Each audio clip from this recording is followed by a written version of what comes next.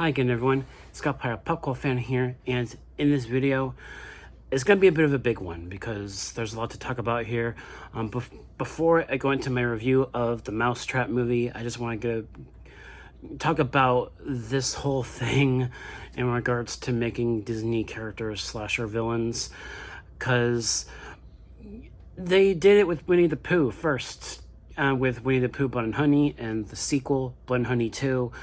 And, because the original source material for these characters went into public domain, like Winnie the Pooh, that went into public domain, and as a result, like the original source material, the original novel, went into public domain, and as a result of that, they were able to produce films outside of Disney for these characters.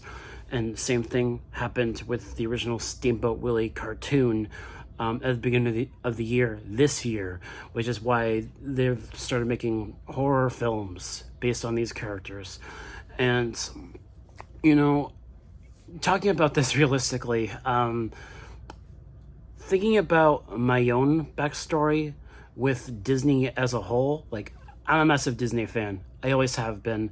But I will admit, like, I watched a lot of cartoons back in the day, a lot. Even Winnie the Pooh. I watched Winnie the Pooh as a kid. But for the life of me, I never really watched Mickey Mouse-centered cartoons. Even when I was younger, I never watched Mickey Mouse-centered cartoons. Like on Disney Channel or whatever. I was never really, like, all that invested into the Mickey Mouse central character on his own, like in his own, like, show or whatever. I was never really into that kind of thing. Even when I was younger. So he's an iconic character. He's a mascot of Disney. I'm fully aware of that.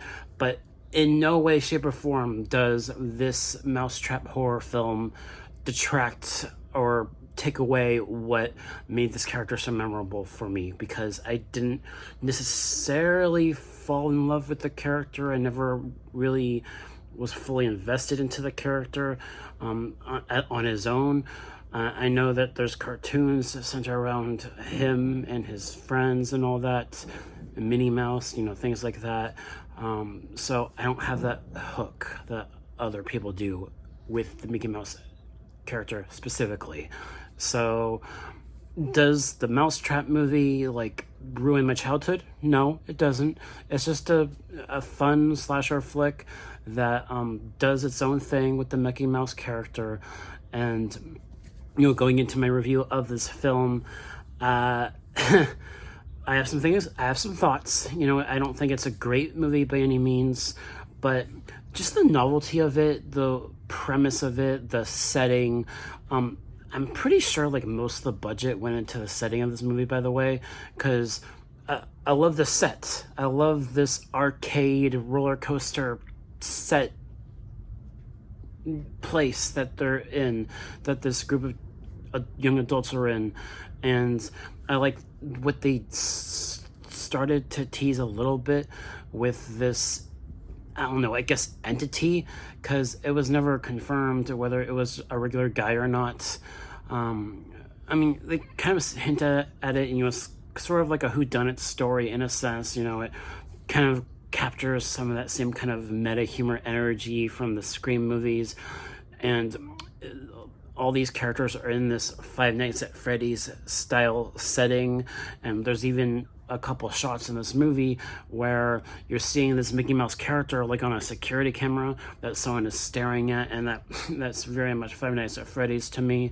So there's influence from Scream, there's influence from Five Nights at Freddy's, and just the novelty of that I liked more than the actual execution of the story.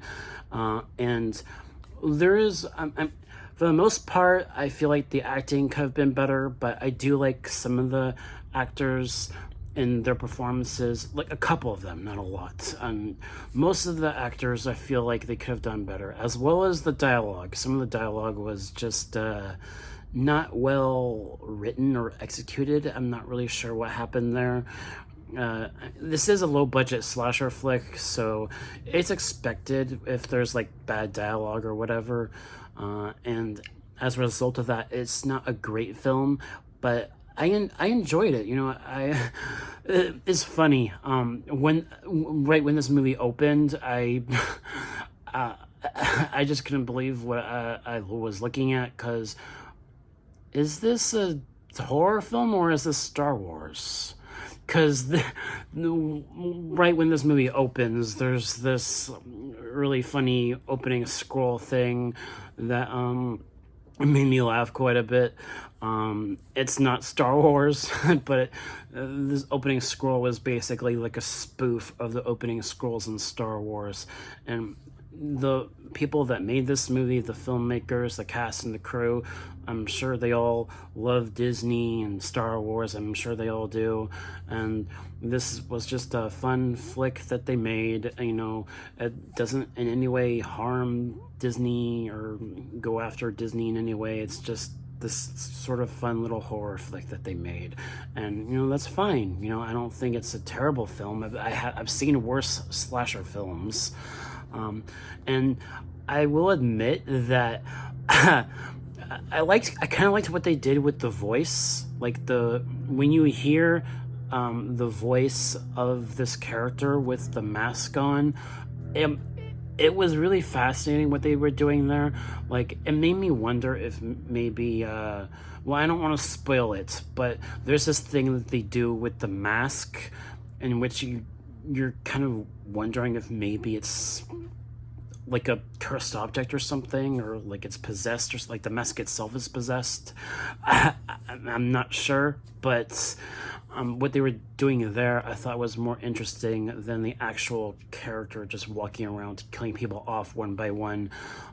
And also, in regards to the story, it's a very run-of-the-mill slasher flick with a group of young adults in this arcade roller coaster place, and it's expected what this kind of movie is in regards to its story. It's nothing special.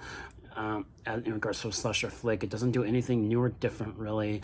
It just pays homage to Scream. It pays homage to Five Nights at Freddy's, and like, I enjoyed it. I had a decent time with it. It's not a terrible movie, but it's also not great either.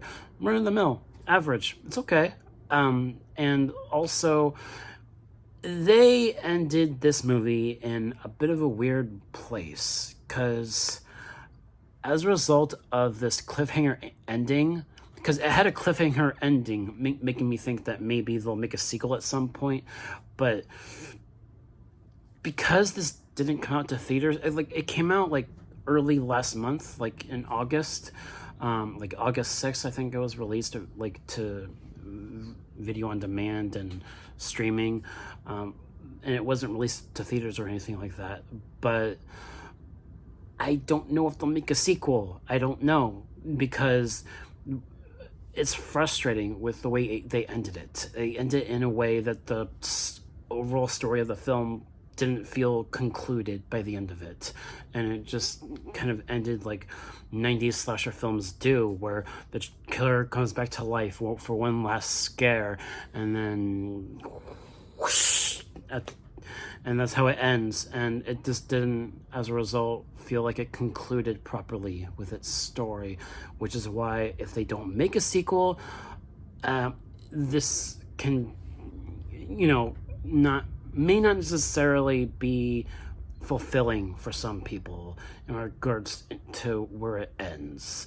And so maybe they'll make a sequel. I don't know. But the Scream Boat movie that's coming out in January has nothing to do with this one. It's something else. That's another thing that I want to talk about before I end this video. So in regards to where I would grade this Mousetrap horror slasher flick, run-of-the-mill, I'd say a C+. Not a great film, not a terrible film either. I just think that I liked the music. I thought the music was decent. It had a good score, and the performances, like I said, could have been better. The dialogue could have been better. But yeah, average, not terrible, not great. A C+ grade.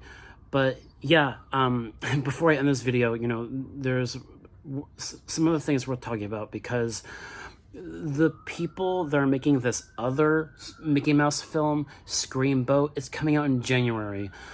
And some of the same producers that worked on the Terrifier movies are working on that. And I have a feeling that the Screamboat movie might turn out better than this one.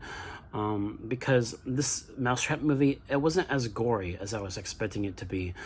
And considering Terrifier producers, I think the Screamboat movie will be more gory. And also, we only got a very short little teaser from the Screamboat movie. It was like a 40-second teaser, and it was a very little creature thing, kind of like Chucky. And it looks like that is going to be a horror comedy too. So I'm more looking forward to that than it was this one. So we'll see where the Screamboat movie goes when that comes out in a couple months. And also, in regards to this weird slasher universe that is being created, these Mickey Mouse movies are not connected to these other movies. They're their own thing. Winnie the Pooh, Blood and Honey, Winnie the Pooh, Blood and Honey 2, and then this new Peter Pan film that's like a spin-off slash continuation of this universe that they're creating.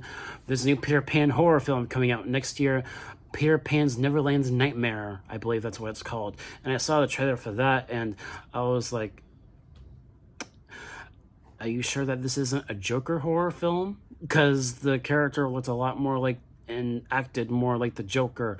It wasn't Peter Pan, but there's elements of Peter Pan in there with the the pixie dust and things like that. So I'm not sure what to think in regards to this Peter Pan movie, but it looks like a fun horror film that doesn't feel like Peter Pan at all, but it's something I'm curious about now after seeing the trailer, so we'll see how that goes. And then also, they're making a Bambi movie, which is also a little bit baffling to me. Bambi? Bambi? That's a deer, okay. And then also, Pinocchio, that makes sense. That's something that could work, because Pinocchio is a toy, and that could be like Chucky, right? Because it's a toy. And this oh my goodness, crossover film of the Winnie the Pooh character, the Peter Pan character, Bambi, Pinocchio, like all these characters crossing over in a film called Pooniverse, The Monsters Assemble. I can't believe that's what it's being called. I cannot believe that, because it's basically a spoof of the Avengers movies, right? So, wow. It's crazy to me that this is a thing. It's crazy to me. But at the same time, the crew behind this new universe that they're creating are aware of the silliness of what this is. They're aware of it, and it's funny. I know some people don't want something like this to happen, but it's happening, and we have yet to get a shared universe with Michael Myers, Jason Voorhees, Freddy Krueger, Chucky, amongst other slashers that have become more well known as well.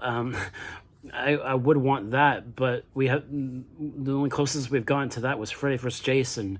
So if we can't get a shared universe with those more famous characters, I'll settle for this, because it's dumb, fun slasher flicks that will eventually cross over. So I cannot wait for that, even though it's most likely not going to be great films. They'll still be guilty pleasure slasher flicks, and I don't mind that.